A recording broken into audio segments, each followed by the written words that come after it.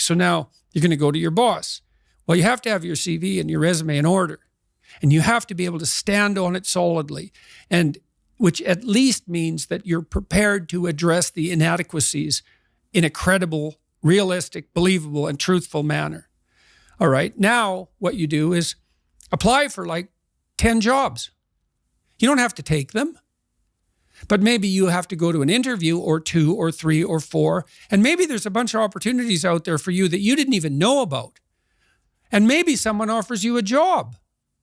And so now you can go to your boss and say, here's the situation I'm in here at work. Here's my evaluation of the problems in relationship to me.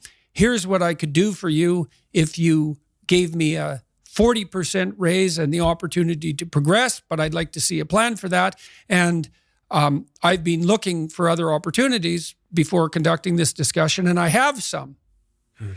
Well, then, if your boss treats you with contempt at that point and doesn't listen, then perhaps he or she is a little more narcissistic than might be optimal, and it's time to find a new job. But this isn't something you do trivially. And so when you're doubtful, say you're trapped, you ask yourself, well, why am I trapped? And that's a hard question, right? Because some of it's your own inadequacy, a lot of it. And all of the part of it that you can deal with is your own inadequacy. So even if it's unfair, even if you're hemmed in for any number of reasons, inappropriate, like ethnically predicated oppression, let's say, or maybe you're in a workplace that really is sexist in some fundamental sense.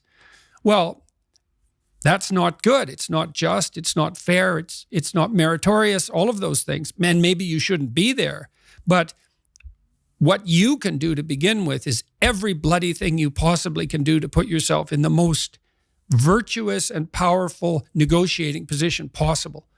And you have to think like a snake in some sense to do that. You got to get the details right. You have to be prepared to bite, and you have to have your eyes on the prize, so to speak. And people aren't taught this sort of thing ever, really. They're not taught how to negotiate. They're not taught how to goal set. They're not taught how to conceptualize appropriate success in some broad sense. In some sense, that's what the humanities are supposed to teach people.